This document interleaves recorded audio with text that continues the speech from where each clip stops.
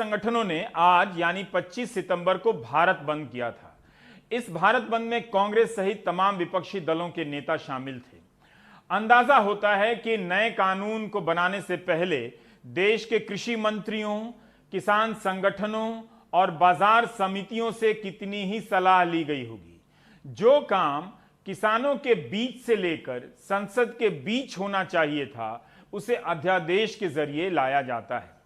पहला सवाल तो यही है कि क्या संसद में कृषि संबंधित इस तरह के कानून पास हो सकते हैं?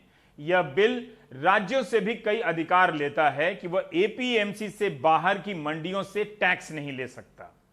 परंपरा तो यही है कि एक भी सदस्य चाहे तो मतदान की मांग कर सकता है, मगर राज्यसभा में मतदान नहीं हुआ। क्या संसद को इन मुद्दे पर कानून पास करने का अधिकार था?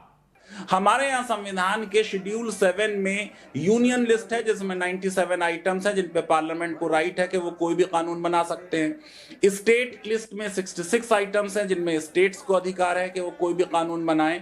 और फिर ऐसे मुद्दे हो सकते हैं जिन पे दोनों को कानून बनाने की जरूरत हो, वो कॉन्करेंट लिस्ट में है, 47 आइटम्स हैं। तो अब अगर आप संविधान की स्कीम में अगर आप जाएंगे तो आप देखेंगे कि जो यूनियन लिस्ट है उसमें 4 जगह ऐसा है कि एग्रीकल्चर शब्द आ रहा है, लेकिन ये एग्रीकल्चर या एग्रीकल्चरल शब्द जो आ रहा है इसमें कहा जा रहा है कि केंद्र की यानी संसद की शक्तियां नहीं होंगी उस पर कोई कानून बनाने की। फिर जब आप जाएंगे स्टेट लिस्ट पे तो 8 जगह एग्रीकल्चर का जिक्र आएगा और इन सारी जगह ये बात कही जा रही होगी कि स्टेट को राइट होगा कि वो कानून बनाएंगी। अब यहां पे सिर्फ एक मुद्दा यह है कि एंट्री 33 जो है कॉन्करेंट लिस्ट की, जबकि कॉन्करेंट लिस्ट में भी यह साफ किया गया है कि एग्रीकल्चर से रिलेटेड मैटर्स में पावर नहीं होगी। ये बात हो रही है ट्रेड की और कॉमर्स की।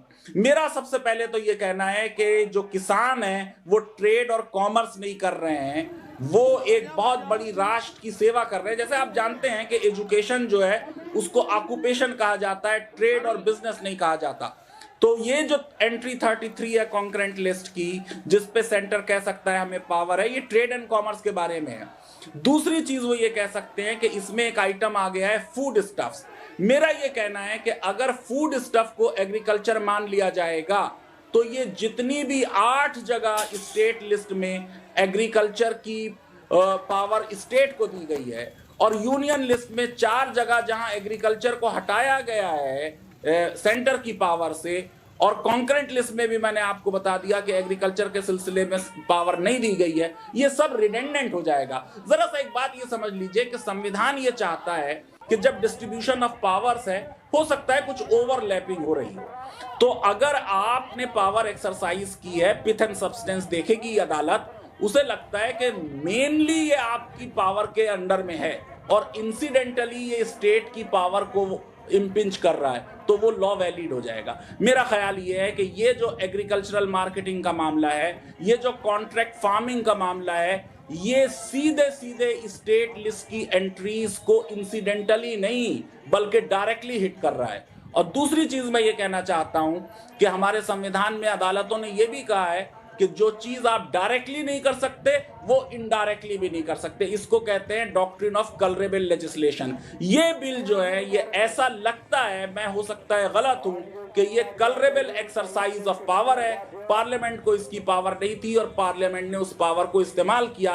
और आपको ताज्जुब होगा जो statement of object and reasons bill में दिया हुआ है उसमें कहीं ये नहीं लिखा कि किस प्रावधान के तहत ये लॉ संसद में पास कराया जाएगा। संविधान की मर्यादाओं का पालन किए बगैर किसानों की आजादी की बात हो रही है।